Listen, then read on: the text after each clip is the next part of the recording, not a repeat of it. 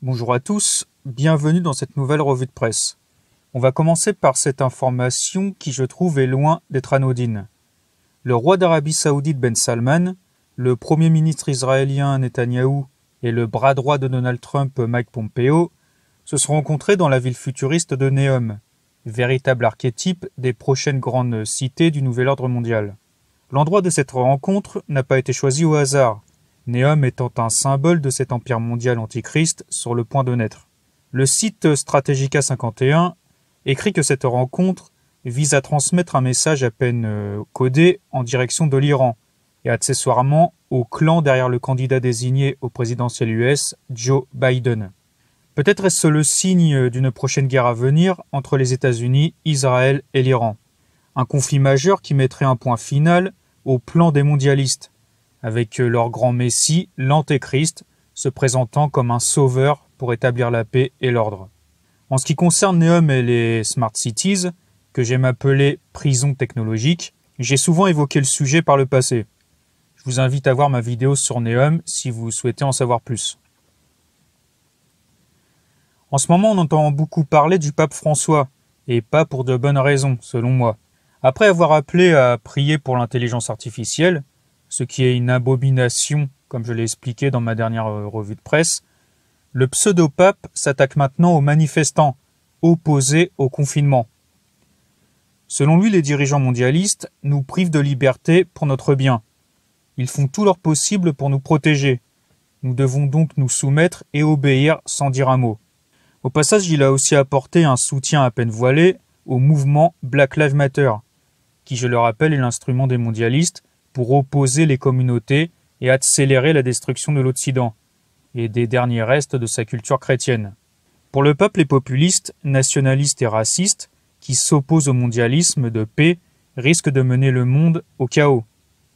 Il a ressorti les fameuses heures les plus sombres de l'histoire. Aujourd'hui, en écoutant certains des dirigeants populistes que nous avons maintenant, je me souviens des années 1930, lorsque certaines démocraties se sont transformées en dictatures, apparemment du jour au lendemain, a-t-il écrit. Nous voyons maintenant que cela se produit dans les rassemblements où les dirigeants populistes excitent et haranguent les foules, canalisant leur ressentiment et leur haine contre des ennemis imaginaires pour détourner l'attention des vrais problèmes. Cela rejoint ce que je vous disais dans de précédentes vidéos sur la volonté des mondialistes de faire passer le nationalisme pour le grand responsable du chaos à venir. Le nationalisme et le mondialisme sont en réalité les deux faces d'une même pièce, les deux camps faussement opposés du nouvel ordre mondial. Selon le pape, le grand mal de notre monde est le manque de fraternité universelle. La solution, c'est donc un nouvel ordre mondial sans frontières. Cependant, il met en garde, bien hypocritement d'ailleurs, contre le risque d'uniformisation que présente le mondialisme. Sauf que l'uniformisation est inévitable dans un monde sans frontières, où les peuples se retrouvent mélangés. Et on ne parle pas ici d'une union spirituelle dans le divin, mais bien d'une uniformisation antitraditionnelle dans la matière. Car tel est le but de l'oligarchie mondialiste, que ce pape semble servir. Pour couronner le tout, il s'est prononcé en faveur du vaccin de Bill Gates et de Big Pharma contre le coronavirus. D'après le site Hope Digital, le pape a insisté sur le fait qu'un éventuel vaccin contre les coronavirus devrait être universel et donner la priorité aux plus démunis plutôt qu'aux plus riches, dénonçant un nationalisme vaccinal qui protégerait les droits de propriété intellectuelle des inventeurs du médicament. Donc il s'en prend une nouvelle fois au nationalisme avec le terme nationalisme vaccinal. Donc si on lit entre les lignes, le grand mal selon lui serait le nationalisme, alors que pour ma part je pense qu'il s'agit plutôt du manque de spiritualité et la chute complète de l'homme dans le matérialisme, qui est un mal bien plus grave encore. Le fait que les messes soient interdites et maintenant limitées à un certain nombre de personnes n'a pas l'air de le choquer outre mesure. En France, elles viennent d'être limitées à 30 personnes, et à mon avis, ce nombre 30 n'a pas été choisi au hasard. Il a une signification ésotérique très importante. C'est d'abord un nombre que l'on retrouve dans plusieurs passages importants de la Bible. C'est l'âge de Jésus quand il a commencé son ministère. Judas a reçu 30 deniers des grands prêtres et des anciens pour leur livrer Jésus. C'est à 30 ans que Jean-Baptiste commença à prêcher. Ézéchiel commença à prophétiser à 30 ans. David avait 30 ans lorsqu'il commença à régner sur Israël. On a les 30 préceptes des sages, les 30 rois vaincus par Josué, Samson avait 30 compagnons, les Israélites pleurèrent pendant 30 jours la mort de Moïse. C'est aussi l'âge auquel Joseph sortit de prison pour gouverner l'Égypte. C'est la hauteur de l'arche de Noé, en coudée. Et enfin, dans la Torah, une femme esclave pouvait être achetée au prix de 30 pièces d'argent. Dans le nombre 30, on trouve le chiffre 3 et le triangle équilatéral, tous deux symboles du ternaire sacré présents dans toutes les traditions. Dans le christianisme, on trouve ce ternaire dans la Sainte Trinité, Père, Fils, Saint-Esprit. Dans l'hindouisme, on a la Trimurti, Brahma, Vishnu, Shiva. Dans l'Égypte antique, on a Osiris, Isis et Horus, etc. Cela peut aussi représenter le principe divin et les deux pôles de sa manifestation, l'esprit, Purusha dans l'hindouisme, et la substance universelle, Prakriti. Ce ternaire peut également représenter les trois mondes du cosmos, le monde céleste ou spirituel, le monde astral intermédiaire et le monde terrestre, le nôtre. C'est aussi ce qui compose l'homme, son corps physique, son âme et l'esprit se trouvant au centre de son être. Bref, le 3 ou le triangle équilatéral est le fondement même de toute la création. Le triangle est aussi lié au symbole de la montagne sacrée et de la pyramide, représentant l'élévation spirituelle.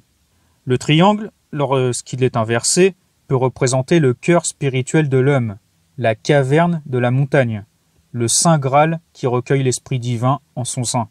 Le triangle avec la pointe en haut, c'est la manifestation qui s'élève vers le principe. Et son contraire, le triangle avec la pointe vers le bas, c'est la manifestation qui sort du principe. Et c'est aussi l'Esprit qui descend dans la manifestation. Donc c'est le Christ, les prophètes et les avataras de l'hindouisme, qui sont de parfaits exemples de cette descente. Mais on pourrait aussi inclure les anges, pur esprit, qui descendent livrer un message aux hommes. La force élévatrice et la force descendante sont deux forces de sens contraires, mais qui pourtant se retrouvent unies dans la grande respiration universelle du cosmos, naissant du principe divin et se résorbant en lui. Cette grande respiration universelle est représentée par l'étoile de David, où les deux triangles de sens contraire sont liés. Le Christ dit bien que ta volonté soit faite sur la terre comme au ciel, signifiant par là que l'Esprit divin est partout. Il habite et englobe toute la création. Il est donc en bas, triangle inversé, comme en haut, triangle avec la pointe vers le haut. On pourrait également citer la célèbre phrase de la table d'émeraude qui fait écho à celle du Christ. Ce qui est en bas est comme ce qui est en haut. Et ce qui est en haut est comme ce qui est en bas. Tout ce qui paraît être opposé dans le monde de la création ou de la manifestation se retrouve uni dans le principe. Le triangle nous fait également penser à l'œil de la providence, le triangle lumineux qui renferme l'œil qui voit tout.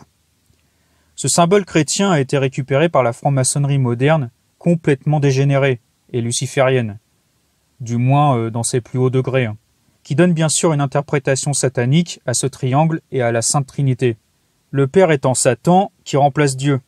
Le Fils, c'est l'Antéchrist, et l'humanité moderne coupée de toute spiritualité. Le Saint-Esprit devient quant à lui l'esprit démoniaque en rébellion contre le divin. L'esprit d'orgueil qui rejette toute transcendance pour adorer la matière, représentée par l'arbre de la connaissance dans la Bible, avec le serpent satanique, le maître de ce monde et de cette humanité moderne. Le site jepense.org écrit que l'œil de la providence est l'œil de Dieu, qui voit tout et qui sait tout. Ainsi, l'œil divin symbolise l'omniscience, la sagesse et la puissance infinie du Créateur, à la fois source et réalité de la manifestation. C'est donc la providence qui veille sur le destin des hommes. C'est l'œil de la transcendance, ou l'œil du monde semblable à l'œil cosmique qui contient tout. On a là la représentation de l'un divin, ultime vérité. Et j'ajouterai que la version satanique de cet œil, repris par les lucifériens dans leur déclaration des droits de l'homme et du citoyen de 1789, représente d'abord la fausse omniscience de Satan, qui cherche à imiter Dieu. Et dans notre monde moderne, c'est Big Brother, l'intelligence artificielle des Smart Cities, dont je parlais tout à l'heure, qui surveille les moindres faits et gestes de l'humanité. Cette intelligence artificielle étant l'œil de Satan et de son antéchrist. Depuis quelques jours, on parle beaucoup de ce monolithe de métal découvert dans le désert de l'Utah. D'après France Info, le prisme triangulaire étincelant, qui dépassait de plus de 3,5 mètres du sol rougeâtre du sud de l'État de l'Utah, avait été repéré à la mi-novembre par des fonctionnaires locaux ébahis qui survolaient la zone pour y recenser les mouflons. Après avoir posé leur hélicoptère pour enquêter, ces employés du département de la sécurité publique de l'Utah avaient découvert un monolithe de métal planté dans le sol, mais n'avaient pu trouver aucune indication claire de qui aurait pu placer là le monolithe.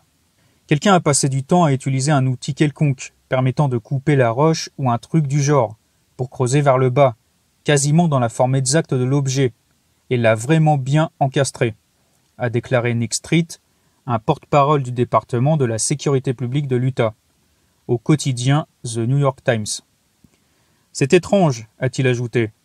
Il y a des routes pas loin, mais ramener le matériel pour découper la roche, ramener le métal, qui fait plus de 12 pieds, donc 3,7 mètres de long, faire tout ça dans cet endroit perdu, c'est réellement captivant. Ce monolithe est sans doute l'œuvre d'un artiste qui a voulu faire passer un message. Le site Futurisme écrit que, selon les archives d'images satellites de Google, le monolithe semble avoir été érigé à un moment donné entre août 2015 et octobre 2016 et se trouve à moins d'1 kilomètre de ce qui semble être un sentier de randonnée. Un porte-parole du département de la sécurité publique de l'Utah a spéculé au New York Times que le monolithe aurait pu être là encore plus longtemps, déclarant au journal que, pour ce que nous en savons, il a été installé depuis les années 40 et 50. Mais ce qui est encore plus curieux, c'est que ce monolithe découvert à la mi-novembre vient de disparaître. D'après certains témoignages, une personne inconnue l'aurait retiré de son socle pour l'emmener. On peut spéculer longtemps sur son origine et son utilité, mais comme vous le savez, ce qui m'intéresse avant tout dans cette histoire, c'est la symbolique de l'objet. Mais pas uniquement. Le lieu où il a été planté a selon moi son importance, et je tenterai de l'expliquer tout à l'heure. Pour moi, ce monolithe de métal est une version moderne du béthyle, la pierre sacrée traditionnelle. Dans la tradition gréco-romaine, elle porte le nom d'Omphalos, la plus connue étant l'Omphalos de Delphes. Cette pierre sacrée est le symbole du centre, c'est-à-dire du principe, Dieu, qui se trouve au centre de sa création. Et j'ai envie de dire que la symbolique de toutes les traditions sacrées nous ramène toujours au centre, à l'esprit divin que notre âme se doit d'atteindre. Le centre peut être universel, cosmogonique, c'est Dieu. Il peut être traditionnel, comme le lieu saint d'une tradition particulière. Dans les religions abrahamiques, par exemple, ce centre est Jérusalem. Les centres des différentes traditions n'étant que les rayons ou les reflets du centre originel hyperboréen, celui de la tradition primordiale, mère de toutes les traditions. Ce centre peut également se trouver dans l'homme, c'est le cœur spirituel de l'homme, qui reçoit l'illumination divine. On peut dire que le centre est synonyme de Dieu, dont l'esprit habite toute la création. Le centre divin peut donc se trouver en toute chose. Après cette définition qui vient d'être donnée de la pierre sacrée, on peut donc en conclure que l'objet découvert dans l'Utah n'est pas un béthyle, car justement il est fait de métal et non pas de pierre. Le métal a été à l'origine des grandes avancées technologiques de l'humanité, qui, prises dans leur globalité, ont contribué à faire naître ce monde moderne matérialiste, coupé de toute transcendance. Ce monde moderne, complètement décadent, correspond au Kali Yuga de l'hindouisme, qui porte aussi le nom d'âge de fer, le dernier âge de notre humanité avant la fin de ce monde. Le métal de ce faux monolithe fait donc allusion, selon moi, à cet âge de fer. Il symbolise un faux centre spirituel, celui de la contre-tradition luciférienne. Et cette contre-tradition n'est qu'une imitation dévoyée de la pure tradition primordiale. C'est pour cela qu'elle s'approprie tous ces symboles pour mieux la pervertir. Pour René Guénon, l'art métallurgique possède un double aspect, à la fois sacré et exécré, de par le caractère propre et ambivalent du symbolisme des métaux. Le métal, qui tend à investir tous les domaines de l'existence, de par son lien avec le monde souterrain, entretient des rapports étroits avec une tradition d'essence prométhéenne, lui conférant ainsi une portée relativement négative et obscure. À ce titre, un des éléments significatifs de notre descente cyclique se trouve particulièrement illustrée par l'utilisation toujours croissante des métaux, par la société moderne industrielle et mécanisée, marquant de la sorte un accroissement considérable de la tendance du monde contemporain vers une solidification de plus en plus marquée. La solidification matérielle s'opposant à la subtilité spirituelle, et ça c'est moi qui l'ajoute. D'autre part, Guénon souligne que l'opprobre dont sont porteurs les forgerons en général remonte au fait qu'ils furent très souvent des pratiquants avoués et affichés d'une magie relativement inférieure, dont le taylorisme sous-jacent ne laissait planer aucun doute sur l'état d'esprit des membres qui se livraient à ce type de rite. En étroite relation avec le feu caché, l'art de la métallurgie fait donc appel à un certain nombre de forces ténébreuses, qui, rentrant dans le processus même de l'œuvre transformatrice des minerais, lui confèrent une nature évidemment très suspecte. On notera concernant la question des métaux que l'interdiction faite d'en posséder sur soi lors de l'exécution de certains rituels initiatiques est une preuve que non seulement, de par leur nature matérielle inférieure, ils peuvent nuire à la transmission de l'influence spirituelle, mais que de plus, nous dit Guénon, ils sont pris comme représentant en quelque sorte ce que la Kabbale hébraïque appelle les écorces, ou les coquilles, clipotes, c'est-à-dire ce qu'il y a de plus inférieur dans le domaine subtil, constituant, s'il est permis de s'exprimer ainsi, les bas-fonds infracorporels de notre monde. La forme triangulaire de ce faux bétil de métal, un bétil satanique j'ai envie de dire, fait directement allusion au ternaire sacré dont je vous parlais tout à l'heure. Un ternaire, là encore, satanique. Cette forme triangulaire qui reçoit les rayons du soleil peut être aussi vue comme un prisme, dont la symbolique est liée à celle de l'arc-en-ciel. Les 6 couleurs de l'arc-en-ciel représentent la création, la 7e couleur invisible étant le centre d'où émanent les 6 autres couleurs.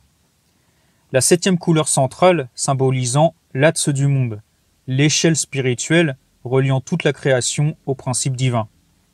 Je vous parlais un peu plus tôt du lieu où a été planté ce monolithe qui pouvait avoir son importance. Les différents sentiers traversant les canyons de l'Utah me font penser à un labyrinthe. C'est comme si ce monolithe de métal avait été placé au milieu d'un labyrinthe naturel. Et le labyrinthe en ésotérisme symbolise le parcours initiatique ou le chemin spirituel long et difficile menant à l'illumination divine. L'objectif étant d'atteindre le centre du labyrinthe, symbole du centre divin.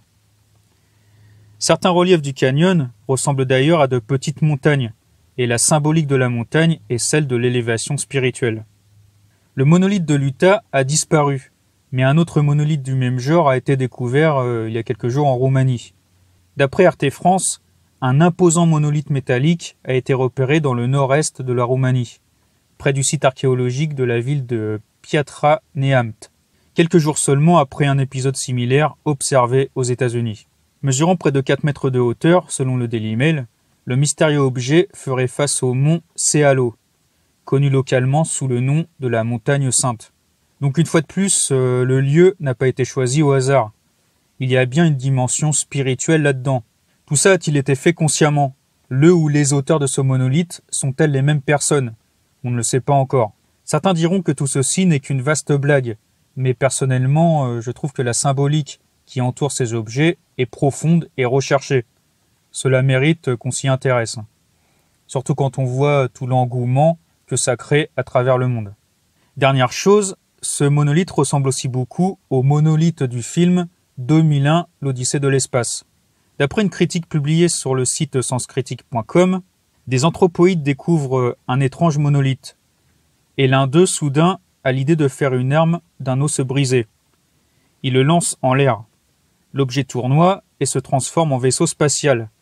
4 millions d'années plus tard, le docteur Floyd est en route pour la Lune, où l'on vient de découvrir un monolithe. Le beau Danube bleu rythme un lent ballet d'astronefs, image d'une poésie futuriste et glacée. Le film ouvre une brèche d'infini dans l'imagination du spectateur. Sous le space opéra se cache une parabole métaphysique vertigineuse. Kubrick s'interroge sur les origines et le devenir de l'humanité. Il fait du monolithe, envoyé par une intelligence extraterrestre, un symbole de la connaissance. Grâce aux vertus ambiguës de cette pierre, les hommes primitifs découvrent l'arme avant l'outil. HAL, l'ordinateur pensant, devient meurtrier. L'homme peut-il se confondre avec ses progrès technologiques, se prendre pour Dieu? L'auteur de ce monolithe a-t-il voulu nous prévenir des dangers de la technologie moderne, et tout particulièrement du transhumanisme et de l'intelligence artificielle?